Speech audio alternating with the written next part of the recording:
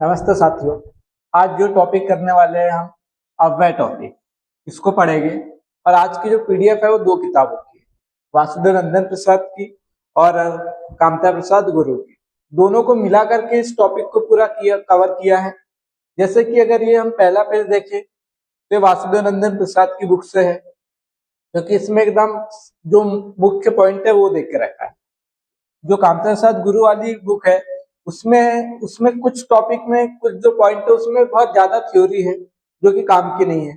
और इसमें क्या है, जो मुख्य पॉइंट है वो देख के रखे हैं, तो वो हमने यहाँ से ले लिए। और क्रिया विशेषण की परिभाषा भी ये वासुदेव नंदन प्रसाद की बुक से है। बाकी उसका जो वर्गीकरण है क्रिया विशेषण का, उसका जो भेद वगैरह उसका वर्गीकरण, ये हम कामता प्रसाद गुरु की बुक से पढ़ेंगे, क्योंकि उसमें काफी मात्रा में देख रखा है। और वासुदेव नंदन प्रसाद की बुक में थोड़ा कम है, इससे थोड़ा बहुत ही कम है, नहीं तो उसमें भी काफी है, लेकिन इससे थोड़ा बहुत कम है। तो ऐसे करके हमने वासुदेव नंदन प्रसाद की बुक का और कामता प्रसाद गुरु की बुक दोनों को पीडीएफ मिलाकर के अव्यय टॉपिक को पूरा कवर कर लिया।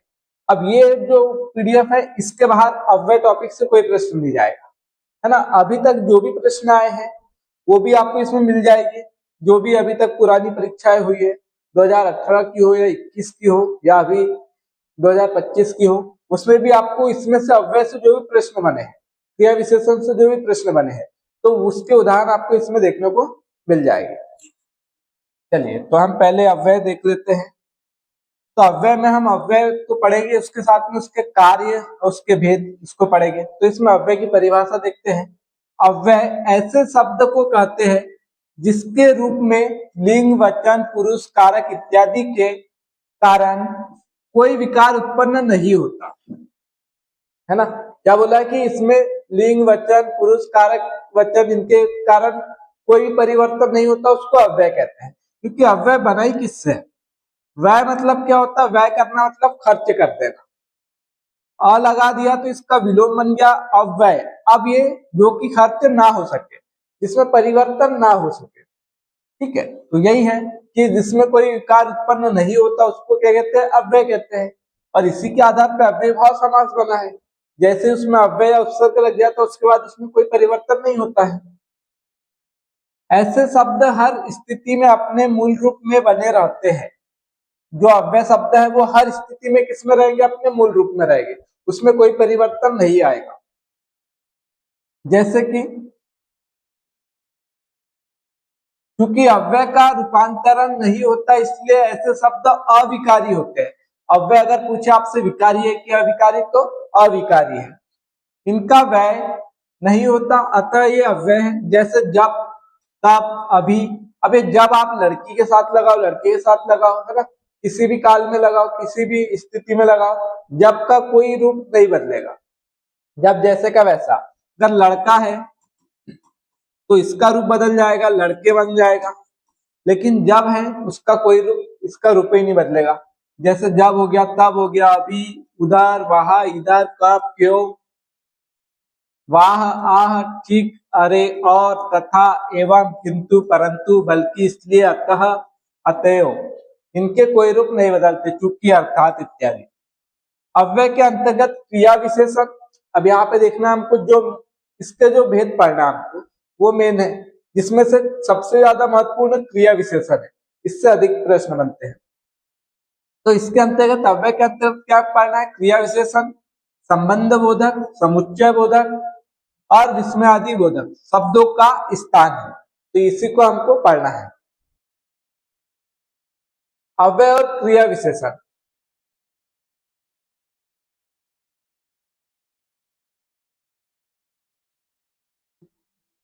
पंडित किशोरीदास वाजपेयी के मतानुसार इनका क्या मत है ये भी देख लेते हैं।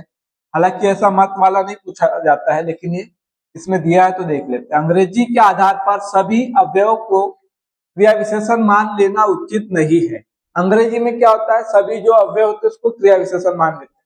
लेकिन यहाँ पे जो पंडित किशोरीदास वाजपेयी जी है उनका ये मत है कि अंग्रेजी के आधार पर सभी अव्ययों को क्रिया विशेषण मान लेना उचित नहीं है, क्योंकि कुछ अव्यय ऐसे हैं जिनसे क्रिया की विशेषता लक्षित नहीं होती। कुछ अव्यय ऐसे जिससे कि क्रिया की विशेषता लक्षित नहीं होती, वो क्रिया की विशेषता नहीं बताते। जैसे जब मैं भोजन करता हूं तब वह पढ़ने जाता है। इस वाक्य में जब और जो तब है, ये जब अव्यय और तब अव्यय क्रिया की विशेषता नहीं बताते। ये क्रिया की विशेषता बता रहे हैं क्या?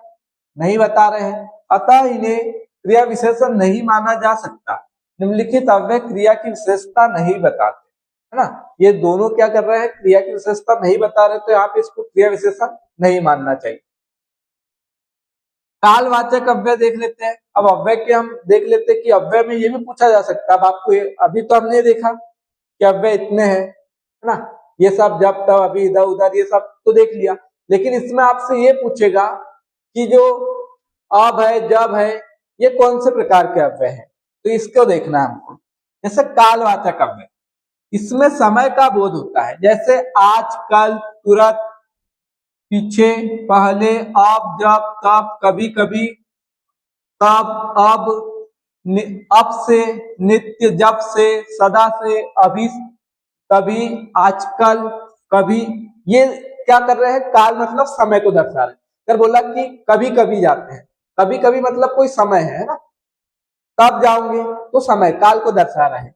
तो ये सब किसमें आ जाएगी? कालवाचक अव्यय। अगर आपसे पूछ ले कि नित्य किस प्रकार का अव्यय है, तो कौन सा है? कालवाचक। नित्य जाता है मतलब प्रतिदिन, है ना, काल को दर्शा रहा है।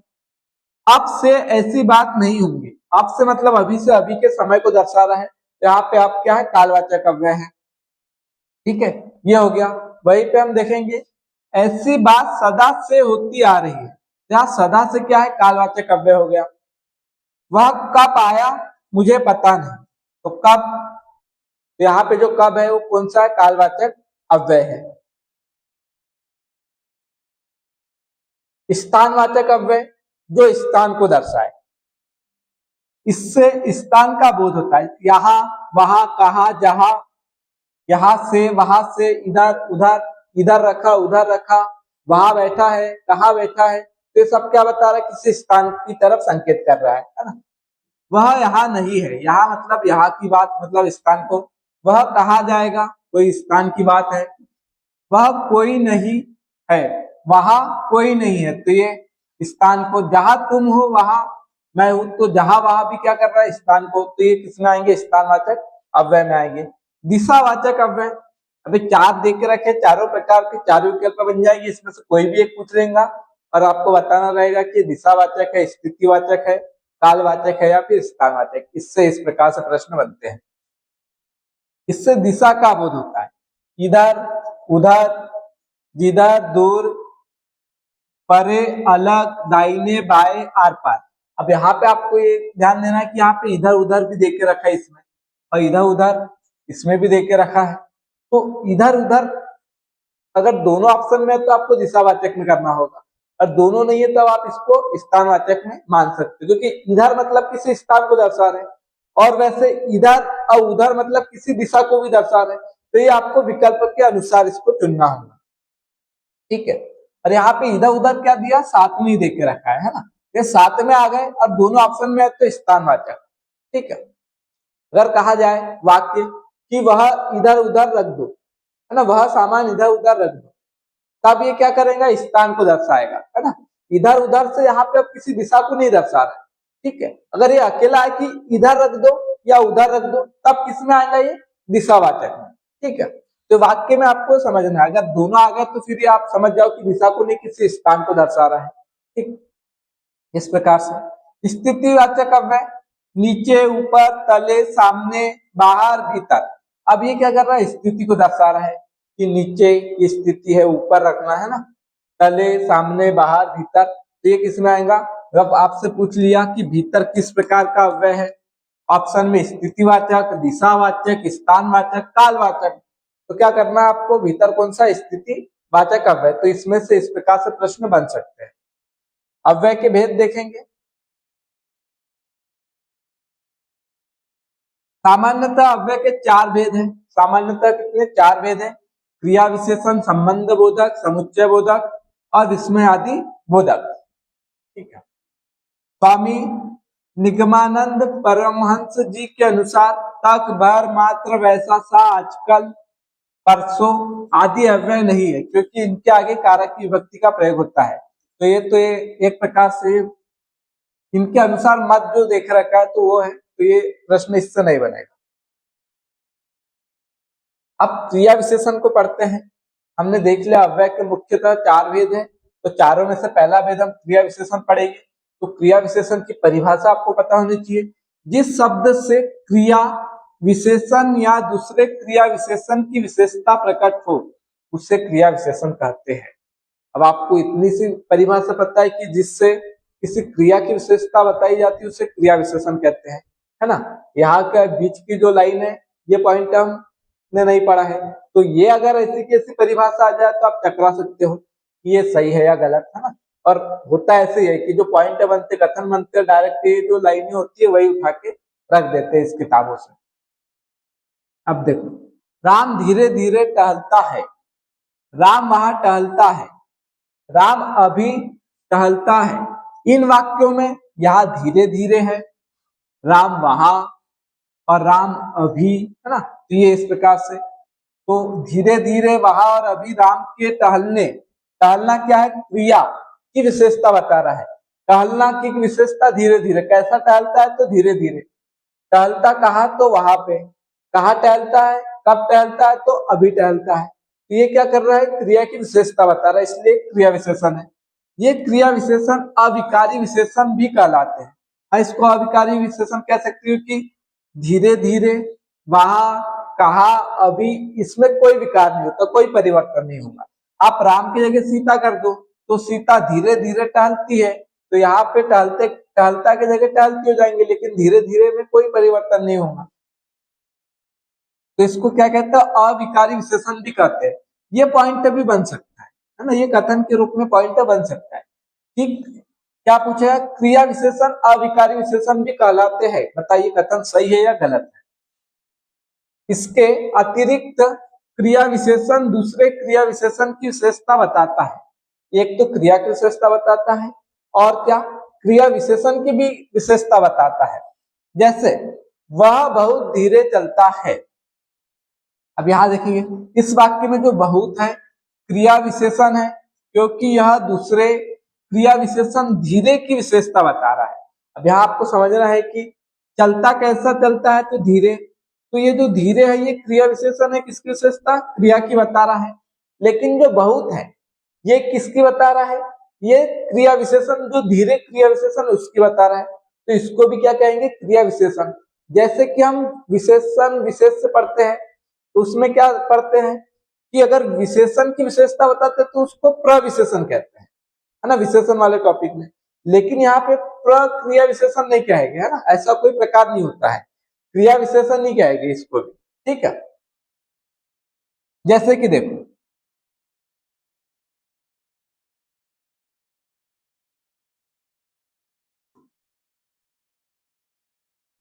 लाल घोड़ा, तो यहाँ पे घोड़ा विशेष से इसकी विशेषता कौन बता रहा है, लाल। तो ये क्या हुआ, ये विशेषण हुआ। अब हमने यहां कर दिया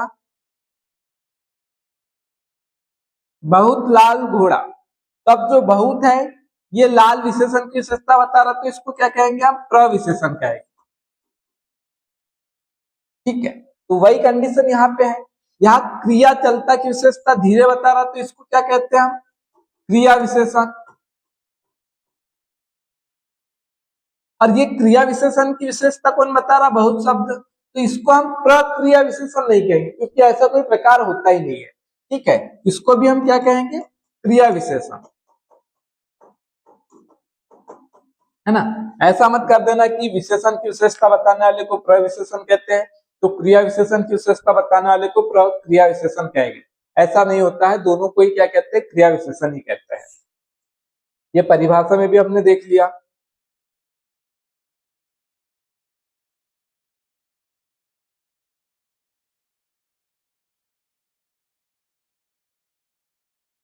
ठीक है, परिभाषा हो गई। अब ये कामता प्रसाद गुरु के बुक से इससे हम इसके प्रकारों को समझेंगे, है ना। क्रिया विशेषणों का वर्गीकरण 3 आधारों पर हो सकता है। अभी हमने अव्यय का वर्गीकरण उसके मूल मतलब मुख्यतः 4 भेद पढ़े थे। अब क्रिया विशेषण के प्रकार पढ़ेंगे हम। तो इसका वर्गीकरण 3 आधार पे होता है। इसके भेद नहीं पढ़ रहे अभी। इसका वर्गीकरण प्रयोग के आधार पे, रूप के आधार पे और अर्थ के आधार पे। अब प्रश्न यहाँ से घुमाने वाला बन सकता है, कथन के रूप में भी आ सकता है ना, या फिर इसके प्रकार के रूप में भी। क्रिया विशेषण का वर्गीकरण 3 प्रकार से होता है। इसके भेद या प्रकार की बात नहीं की, इसका वर्गीकरण 3 प्रकार से है। मैं आपको बार बार जब आपको किसी भी चीज को बोलता हूँ कि इस चीज को नोट करना, याद रखना है, तो उस पर ध्यान देना कि घुमावदार प्रश्न बनाने के लिए ऐसे पॉइंट बहुत ही महत्वपूर्ण होते हैं। तो क्रिया विशेषण का वर्गीकरण 3 आधार पर होता है। वर्गीकरण की बात की है ना। अब देखते हैं क्रिया विशेषणों का ठीक ठीक विवेचन करने के लिए उनका वर्गीकरण एक से अधिक आधारों पर करना आवश्यक है। अगर क्रिया विशेषण का ठीक ठीक विवेचन करना है, उसको सही तरीके से समझना है, तो उसको अनेक प्रकार से हमको वर्गीकरण करना पड़ेगा। क्योंकि हिंदी में बहुत से क्रिया विशेषण यौगिक है और केवल रूप से उनकी पहचान नहीं हो सकती। कुछ जो क्रिया विशेषण है बहुत से यौगिक है, मतलब प्रत्यय जोड़ के क्रिया विशेषण बनाए गए हैं। जैसे अच्छा, मन से, इतना, केवल, धीरे इत्यादि। फिर कई एक शब्द कभी क्रिया विशेषण और कभी दूसरे प्रकार के होते हैं। आगे हमने जान लिया मानियों के आगे प्राण और धन तो कोई वस्तु ही नहीं है। राजा ने ब्राह्मण को आगे से लिया। इन उदाहरणों में आगे शब्द क्रिया विशेषण, संबंध सूचक और संज्ञा है। अब यहाँ पे आपको देखना है, यहाँ भी आगे शब्द आया, यहाँ भी आया है, यहाँ भी आया है। ठीक है, ये 4 उदाहरण है, चारों में आया है। तो कहीं पे क्या कर रहा है, क्रिया विशेषण को बता रहा है, कहीं पे संबंध सूचक को, कहीं पे संज्ञा के रूप में। तो ऐसे भी कुछ उदाहरण है जो सिर्फ क्रिया विशेषण का काम नहीं करते हैं, कभी कहीं संज्ञा का भी काम करते हैं। अब प्रयोग के अनुसार क्रिया विशेषण 3 प्रकार के होते हैं। देखो अब यहाँ पे ये चीज ध्यान देना है, इसका वर्गीकरण भी 3 आधार पे है ना, 3 आधार पे है। अब जो पहला आधार इसका हमने देखा कि प्रयोग के आधार पे, तो प्रयोग के आधार पे क्रिया विशेषण 3 प्रकार से है। ये भी पॉइंट आपको याद रखना कथन के रूप में, साधारण, संयोजन और अनुबद्ध। ठीक है, हालांकि आला प्रकार तो बहुत कम पूछेगा, कोई चांस नहीं है ये तो पूछने का। जो इसके दूसरे जो प्रकार आने वाले हैं वो ज्यादा पूछे जाते हैं, लेकिन अब हो सकता है कि इससे प्रश्न बना ले, नया पैटर्न हो तो, है ना, इसलिए आपको ये भी चीज ध्यान देना होगा।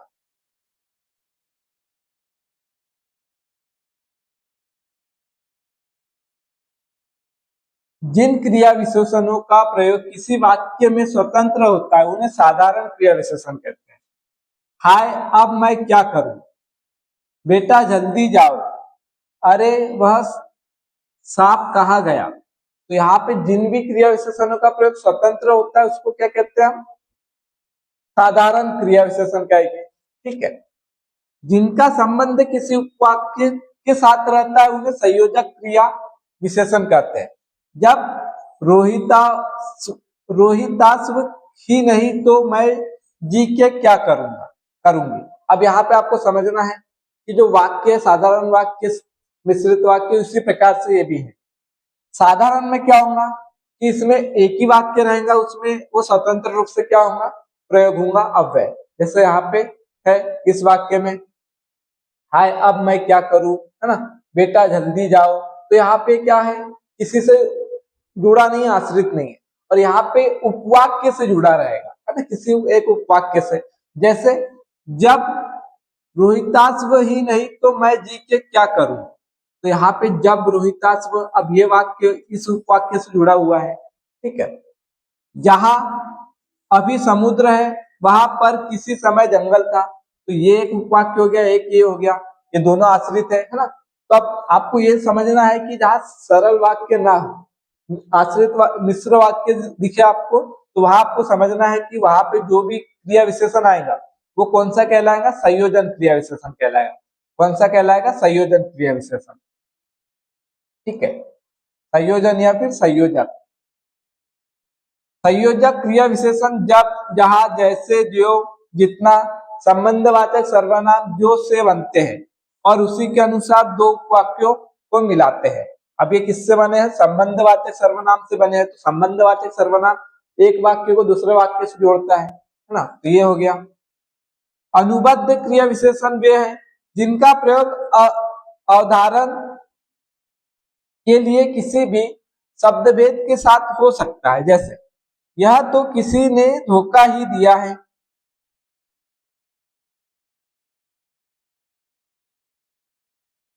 क्या बोला? अनुबद्ध क्रिया विशेषण वे जिनका प्रयोग अवधारण के लिए किसी भी शब्द भेद के साथ हो सकता है। अवधारण के लिए मतलब किसी चीज को प्रकाशित करने के लिए। यह तो किसी ने धोखा ही दिया है, यह हुआ। मैंने उसे देखा तक नहीं, तो यहाँ पे जो क्या कर रहे हैं, तक है, यह है, तो ये क्या कर रहे हैं, ये वाक्य को संकेत कर रहे हैं ना। तो इस चीज से आपको याद रखना है। आपके आने भर की देरी है। अब मैं भी तुम्हारी सखी का वृतांत पूछता हूं। तो हालांकि ये 3 प्रकार नहीं पूछे, लेकिन पूछेगा तो इसमें जो ये उदाहरण दिए के रखे हैं यही पूछेगा। क्या होगा कि मान लो कि याला दे दे उदाहरण, ठीक है, याला उदाहरण दे दे और आपसे पूछ ले कि क्रिया विशेषण में इसके प्रकार पूछ लेगा कि संयोजक क्रिया है, कि साधारण क्रिया विशेषण है, या फिर अनुबद्ध क्रिया विशेषण है, और कोई चौथा प्रकार दे देगा कोई भी। तो आपको इससे याद रखना है कि इसमें कौन सा अनुबद्ध क्रिया विशेषण है। ठीक है, संयोजक वाला तो आप पहचान लोगे, सरल वाला भी, तो तीसरा बचा यही है। हालांकि इतना डीपली में नहीं पूछेगा। अभी हमने प्रयोग के आधार पर देख लिया। अब रूप के अनुसार क्रिया विशेषण 3 प्रकार के हैं। क्रिया विशेषण का वर्गीकरण भी 3 प्रकार से हुआ, प्रयोग के आधार पे भी 3 प्रकार से है, और रूप के आधार पे भी 3 प्रकार के हैं, मूल, यौगिक और स्थानीय। इसके ये वाले पूछे जा सकते हैं, इसके चांस है। जो क्रिया विशेषण दूसरे शब्द से नहीं बनते वे मूल क्रिया विशेषण कहलाते हैं। ठीक, दूर, अचानक, फिर, नहीं। अब ये किसी से जुड़ के बने हैं क्या? नहीं, ये क्या है, मूल क्रिया विशेषण, इसलिए इसको मूल क्रिया विशेषण कहेंगे। जो क्रिया विशेषण दूसरे शब्दों में प्रत्यय व शब्द जोड़ने से बनते हैं उन्हें यौगिक क्रिया विशेषण कहते हैं। प्रत्यय या फिर शब्द जोड़ के अगर कोई क्रिया विशेषण बना रहे तो उसको क्या कहेंगे? यौगिक क्रिया विशेषण। जैसे कि नीचे हम देखेंगे, संज्ञा से किस प्रकार से बनते हैं? सवेरे, क्रमशः, क्रमशः आगे, रात को, प्रेम पूर्वक, दिन भर, रात तक। तो ये क्या हुआ है? ये सुबह से बन गया सवेरे, क्रमशः आगे, तो क्रमशः में ये शब्द जोड़ के बना दिया। रात को, यहाँ पे ये रात के साथ को जोड़ के बना दिया, तो ये क्या यौगिक है? प्रेम में पूर्वक जोड़ के बना दिया, दिन भर में भर जोड़ के, रात में तक जोड़ के, तो ये यौगिक क्रिया विशेषण हो गए। सर्वनाम से कैसे बनेंगे? यहाँ, वहां, अब, जब, जिससे, इसलिए, जिस पर, इस, ये जिस पर होगा, है ना, इत्यादि। इस प्रकार से विशेषण से धीरे, चुपके, भूल से, इतने में, सहज से, पहले, दूसरे, जैसे, वैसे, ये क्या है? विशेषण से बने यौगिक क्रिया विशेषण। अगर ये पूछे तो किसमें आएंगे?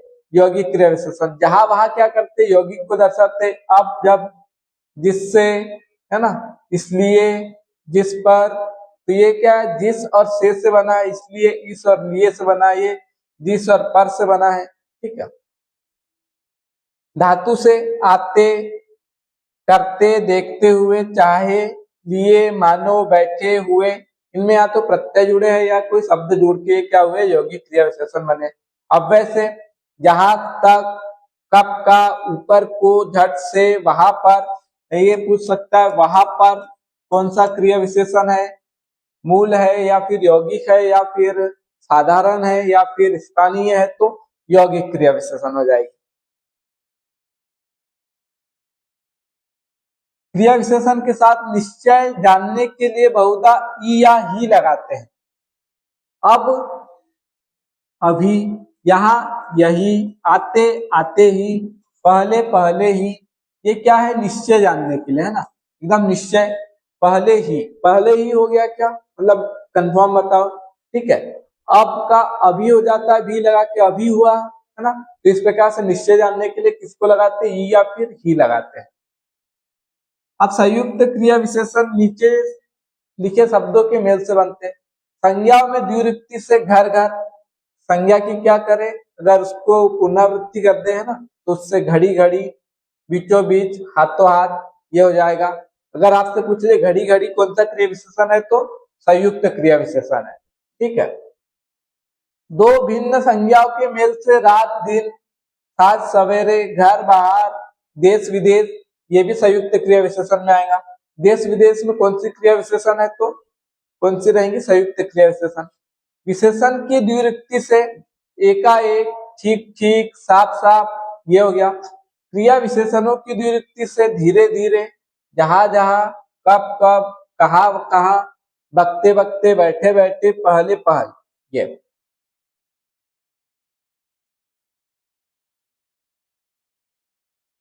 दो भिन्न भिन्न क्रिया विशेषणों के मेल से, यहाँ पे समान क्रिया विशेषणों के इससे हुआ है, यहाँ भिन्न भिन्न, जहां और तहां अलग अलग है, दोनों मिला के क्रिया संयुक्त क्रिया विशेषण। जहां कहीं, जब तब, जब कभी, कल परसों, तले ऊपर, आस पास, आमने सामने।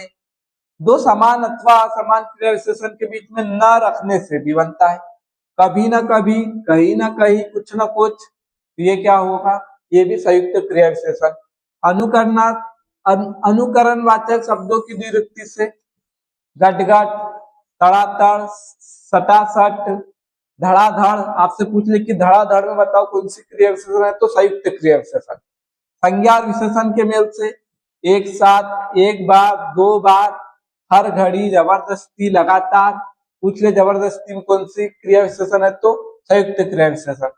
अव्यय और दूसरे शब्दों के मेल से प्रतिदिन, यथाक्रम, अनजाने, संदेह, बेफायदा, आजन्म, ये क्या संयुक्त क्रिया विशेषण है। लेकिन इसमें भी ये पूछ सकता है कि प्रतिदिन में कौन सा क्रिया विशेषण है। इसके जो हम आगे प्रकार पढ़ेंगे उसमें, है ना, ये ऐसी चीजें आगे हम पढ़ेंगे उसमें काम में आएगी। पूर्वकालिक कृदंत और विशेषण के मेल से मुख्य करके, विशेष करके, बहुत करके, एक एक करके, ये हो गया।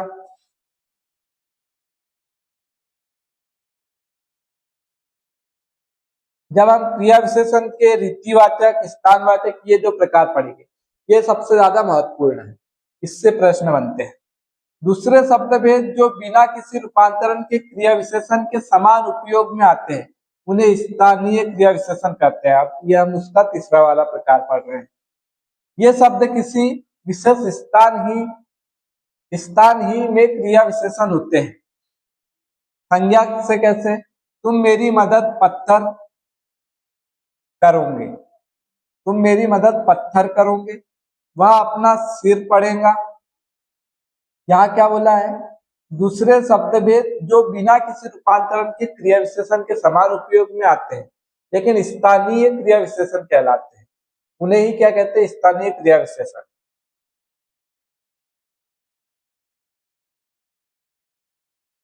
तो स्थान के अनुसार बता रहा है, इसमें समझ नहीं पा रहे कैसा। लीजिए महाराज, मैं यहाँ चला, कोतवाल जी तो आते, वे आते हैं। हिंसक जीव मुझे क्या मारेंगे, तुम्हें यह बात कौन कौन कठिन है।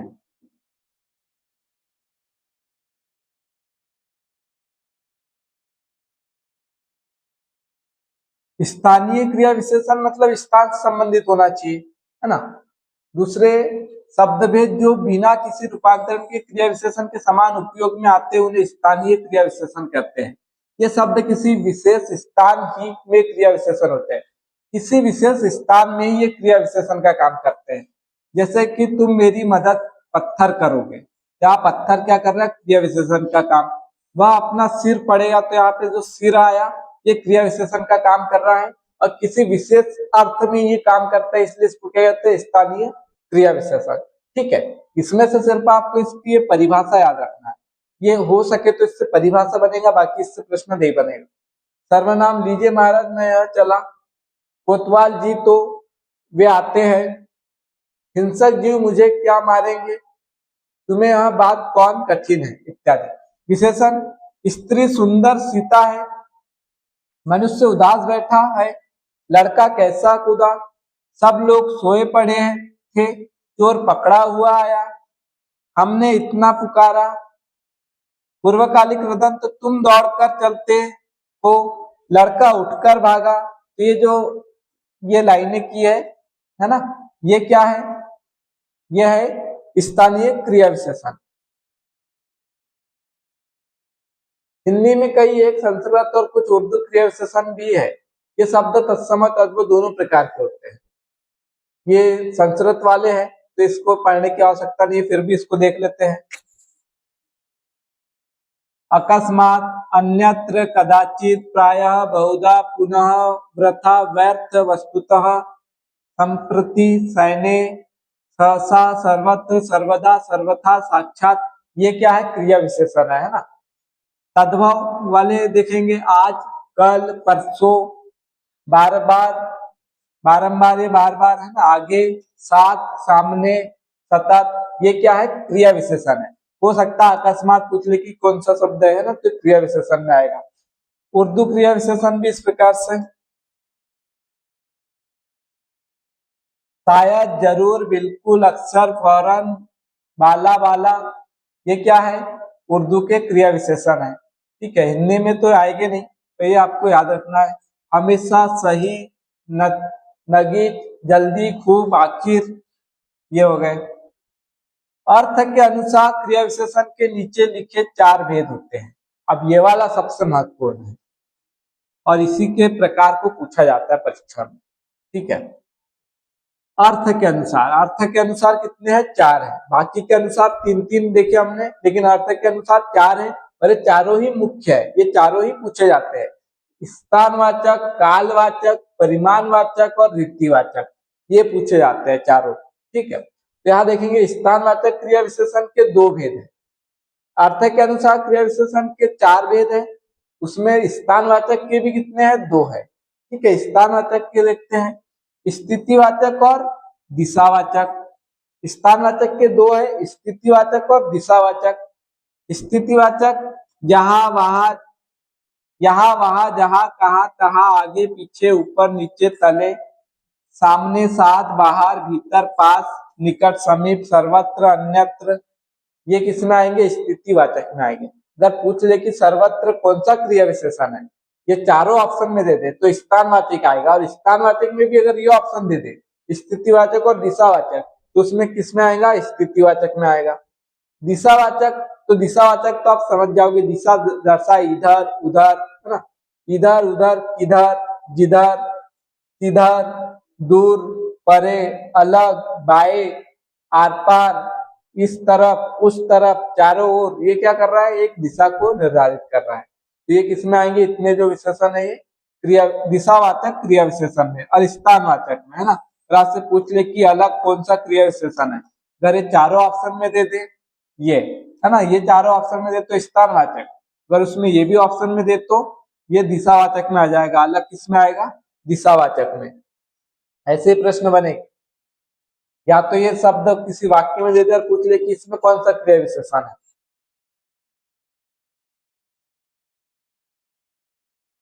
अब कालवाचक क्रिया विशेषण 3 प्रकार के होते हैं।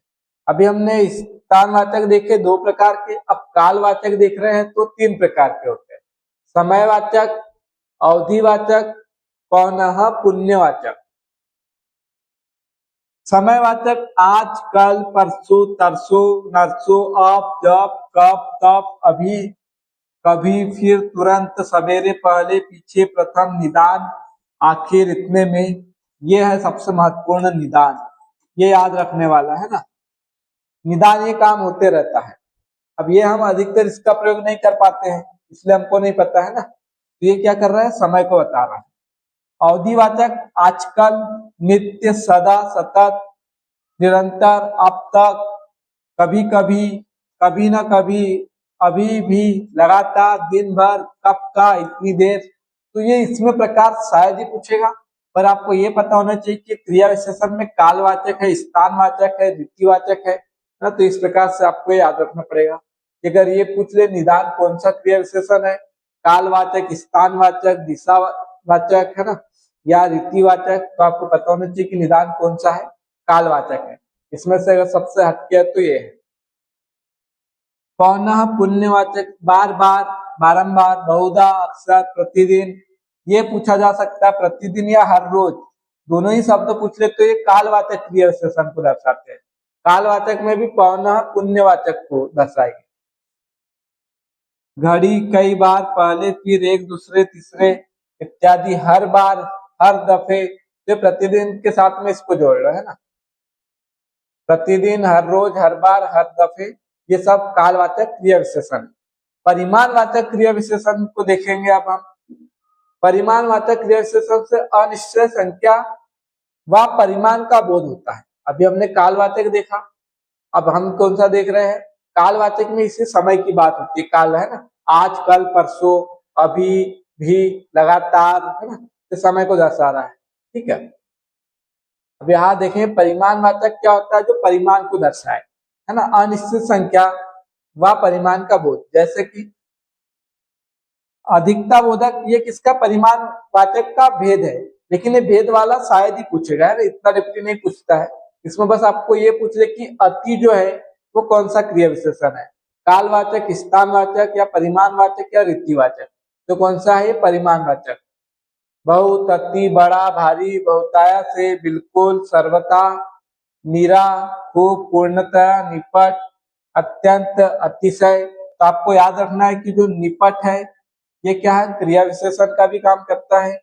सर्वथा भी क्या है? क्रिया विशेषण है। और कौन सा है? तो परिमाणवाचक क्रिया विशेषण है। न्यूनता बोधक, कुछ, लगभग, थोड़ा, टूक, प्रायः, जरा, किंचित, ये हो गया, मतलब बहुत कम चीजों को दर्शाया वो। अधिकता मतलब जो अधिक, बहुत, अति, है ना, और यहाँ पे कुछ, थोड़ा, ये।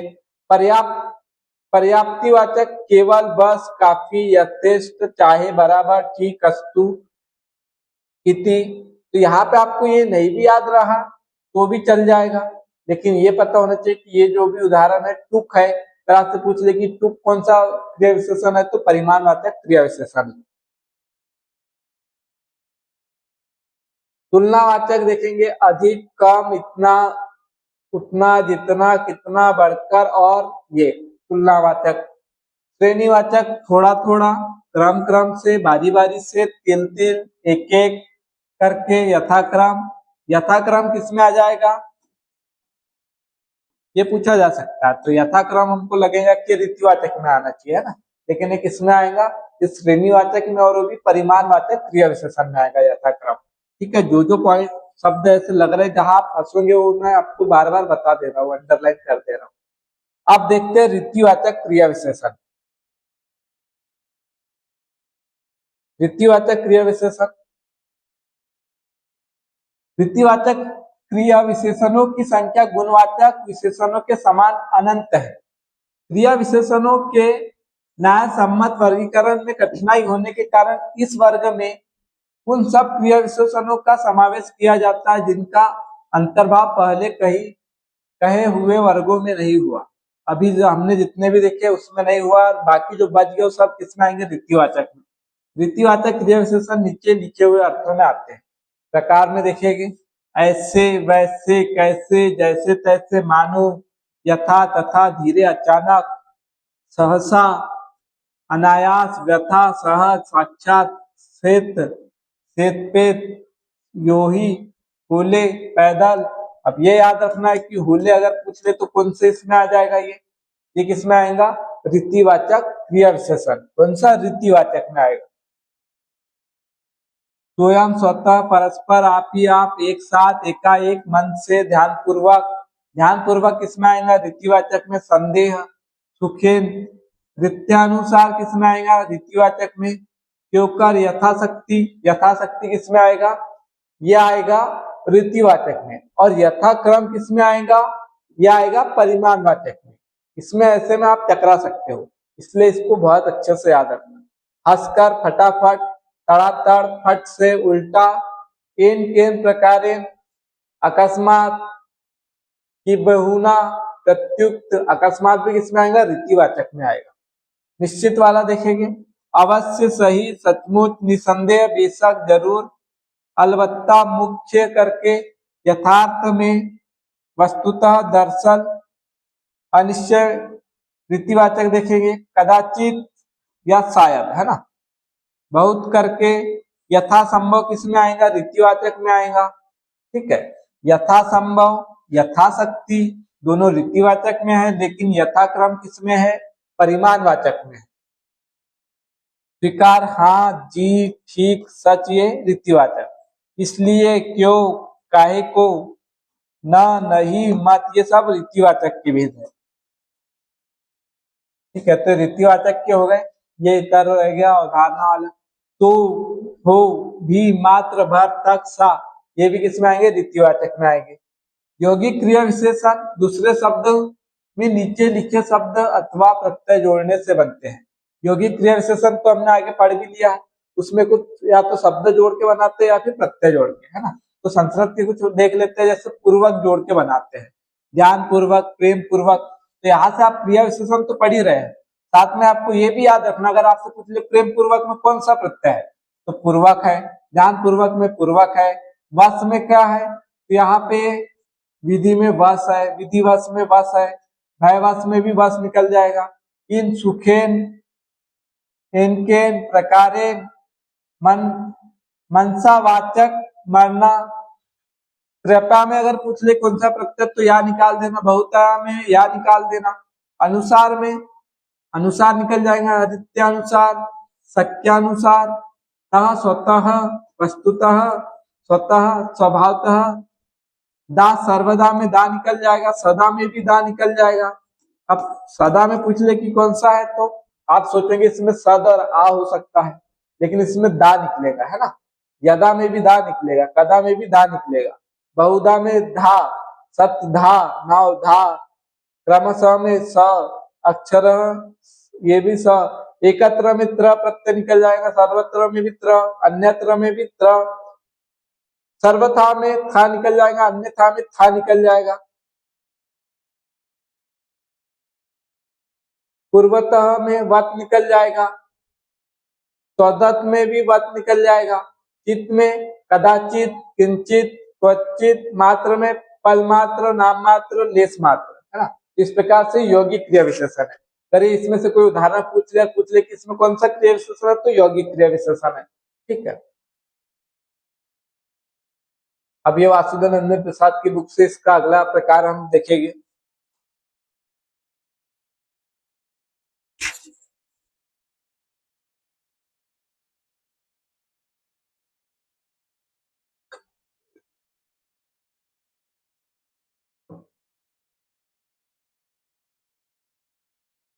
संबंध बोधक को देखते हैं।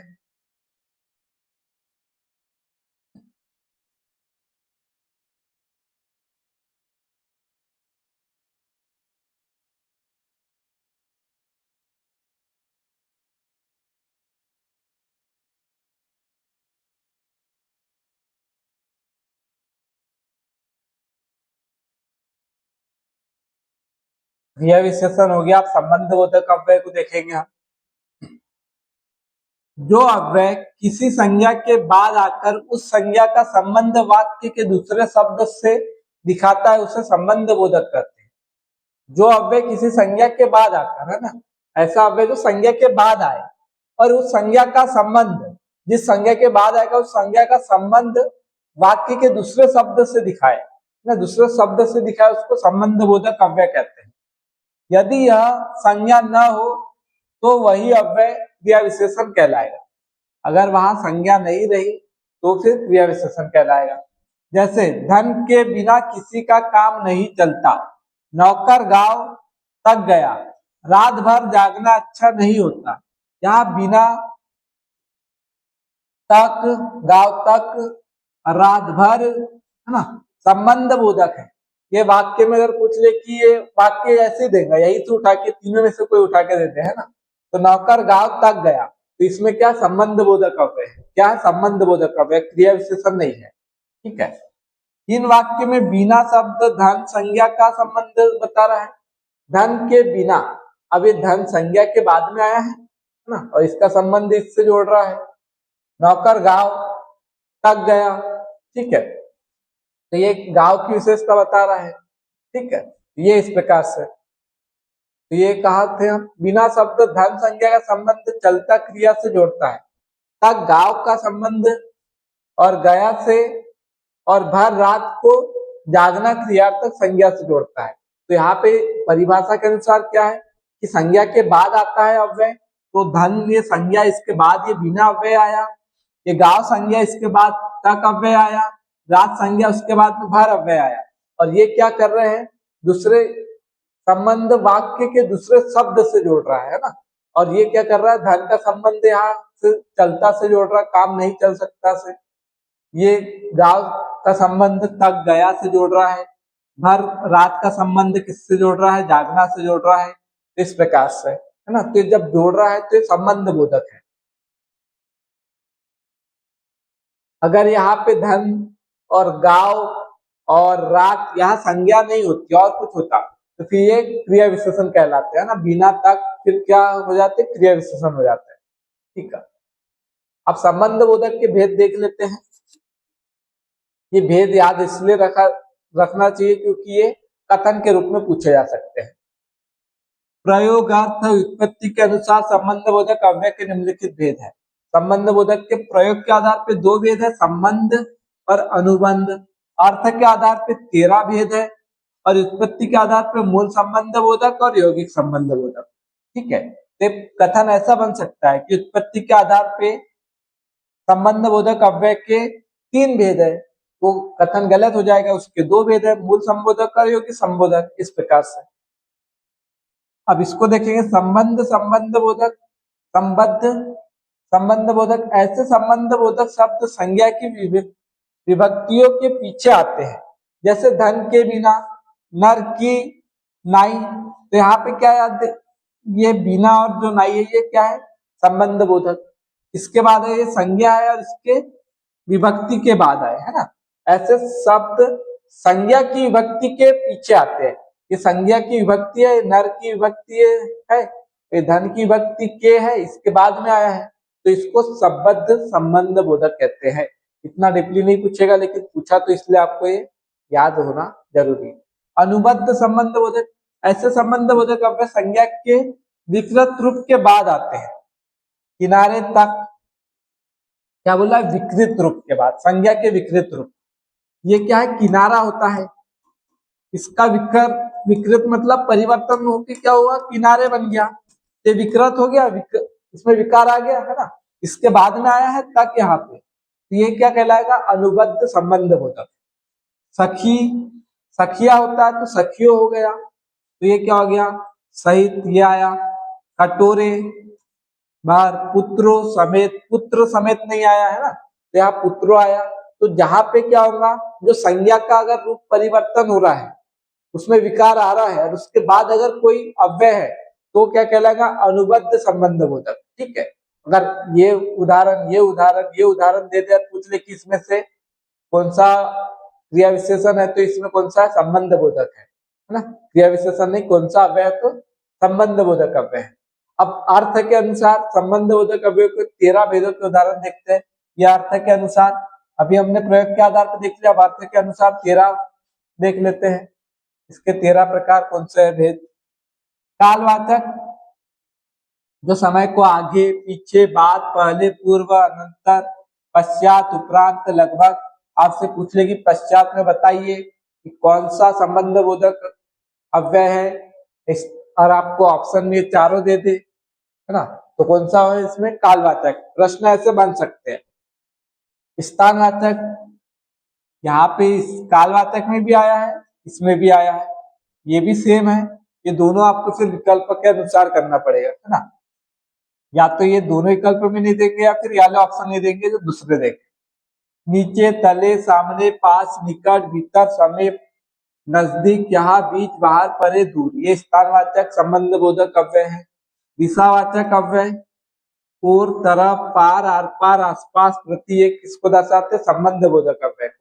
ये प्रकार शायद पूछे, लेकिन ये याद रखना है कि अगर ये आसपास पूछे तो संबंध बोधक को दर्शाएगी।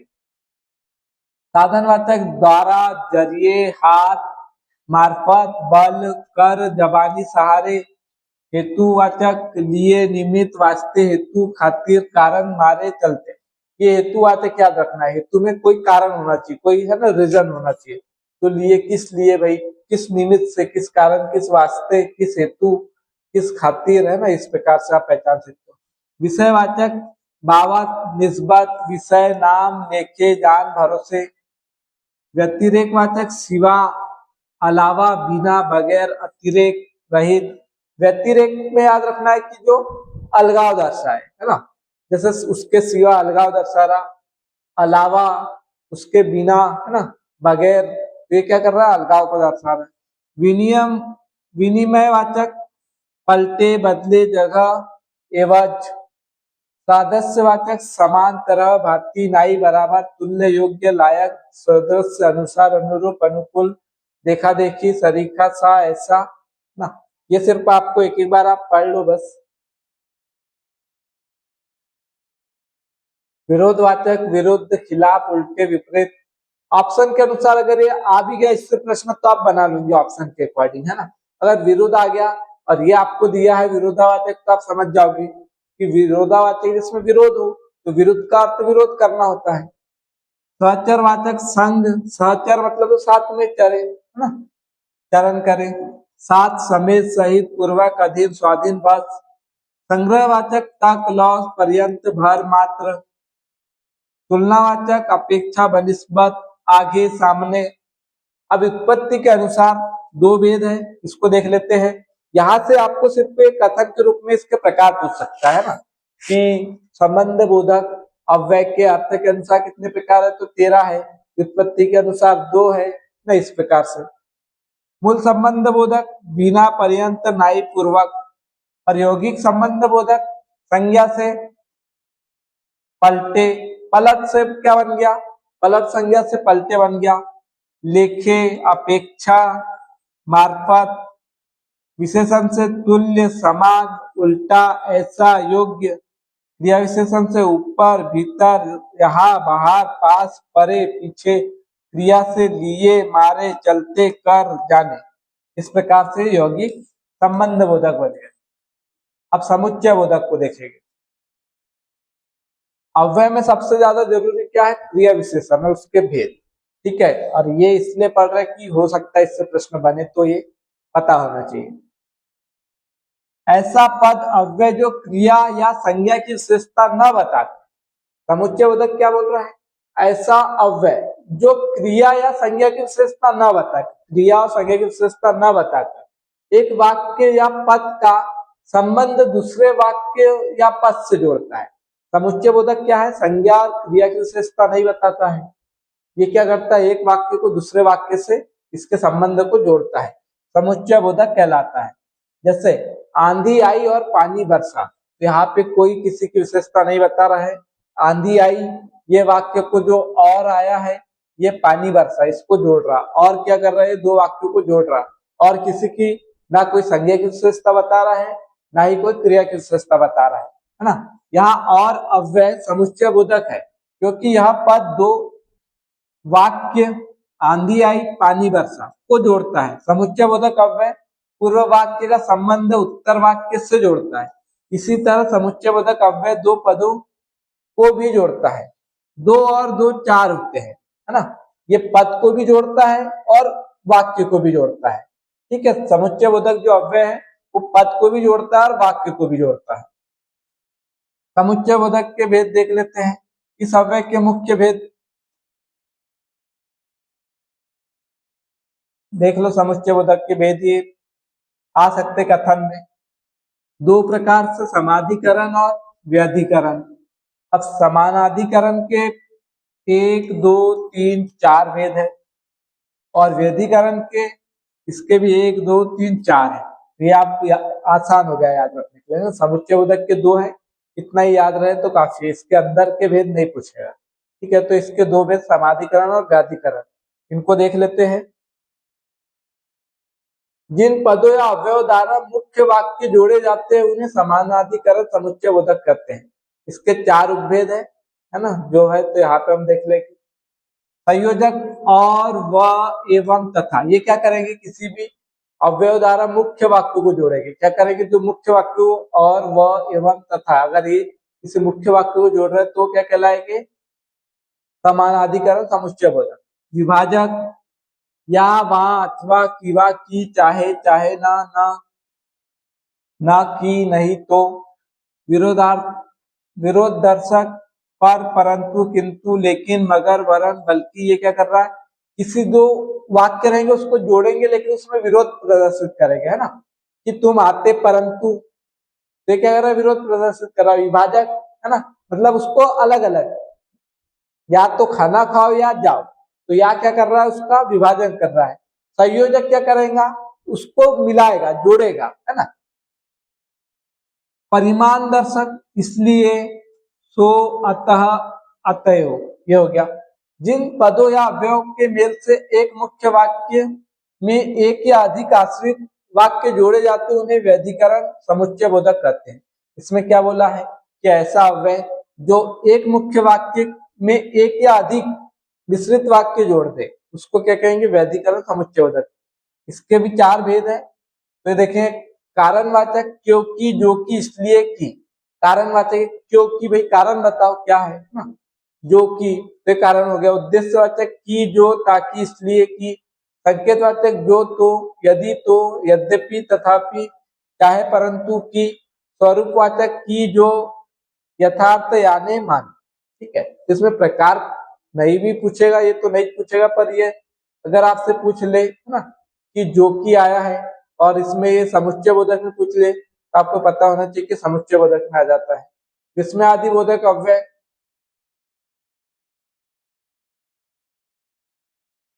ठीक है, लास्ट पेज है। विस्मय आदि बोधक अव्यय, जिन अव्ययों से हर्ष, शोक आदि के भाव सूचित हो पर उनका संबंध वाक्य या उसके किसी विशेष पद से न हो उसे विस्मय आदि बोधक कहते हैं। इसमें किसी से संबंध नहीं होता है अव्यय का, है ना, लेकिन क्या करता है, किसी हर्ष या शोक के भाव को प्रेरित करता है, मतलब सूचित करता है। ठीक है, आपको इसमें से जो आज की क्लास, इसमें से आपको मेन चीज ध्यान रखना है, क्रिया विशेषण। उसके जितने भी मेन मेन चीजें बताई उसको तो आप लिख लेना, है ना, उससे ज्यादा प्रश्न बनते हैं, उससे ही ज्यादा चांस है बनने। जैसे हाय, अब मैं क्या करूं, इसमें जो हाय आया है ये क्या कर रहा है, हर्ष शोक को दर्शा रहा है ना, विस्मय पैदा कर रहा है। और ये किसी इधर वाक्य से, किसी शब्द से कोई संबंध नहीं जोड़ता है। ये क्या है, यहाँ पे विस्मय आदि बोधक अव्यय। तुम क्या कर रहे हो, यहाँ हाय और है विस्मय आदि वाचक अव्यय है जिनका अपने वाक्य या किसी पद से कोई संबंध नहीं है ना। ठीक है,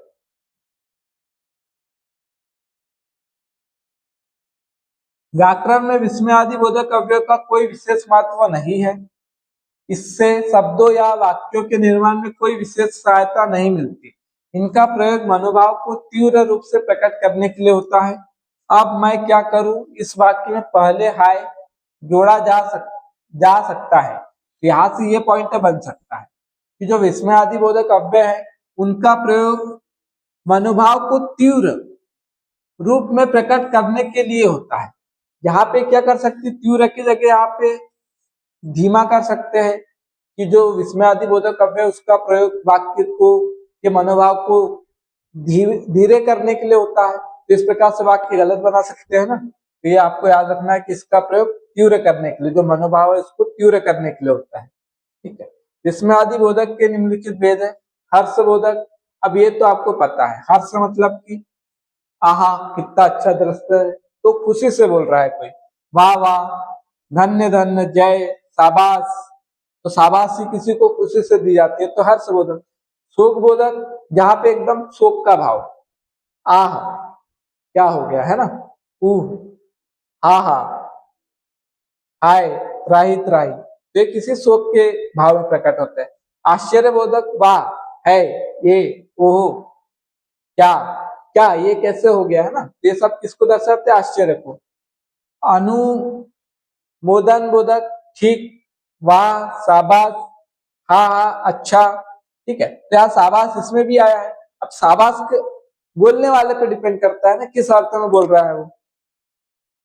अनुमोदन, अब ठीक है ना, तो इस प्रकार से। तिरस्कार बोधक, किसी का तिरस्कार करने के लिए, छी, हट, अरे, दूर, धिक, चुप, तो ये क्या कर रहे हैं, तिरस्कार के भाव को दर्शा रहे हैं। स्वीकार बोधक, हाँ, जी हाँ, आप किसी ने कुछ कहा तो जी हाँ, स्वीकार कर रहे हैं आप उसको, है ना। अगर से आप स्वीकार नहीं कर रहे तो क्या कहोगे, हट, तो हट किस में आएगा, तिरस्कार बोधक में आ जाएगा। अच्छा, जी, ठीक, बहुत अच्छा, तो इसको स्वीकार किया इसलिए। संबोधन अरे, रे, अजी, लो, जी, हे, अहो, ये किसी को बुलाने के लिए, पुकारने के लिए। ये हो गया विस्मयादि बोधक अव्यय। तो इसमें से आपका जो क्रिया विशेषण अव्यय है ना, क्रिया विशेषण, वो महत्वपूर्ण है, तो उसको अच्छे से देख लेना। उसमें से जो जो मेन पॉइंट है उसको कॉपी में लिख लेना तो और भी अच्छा रहेगा। धन्यवाद।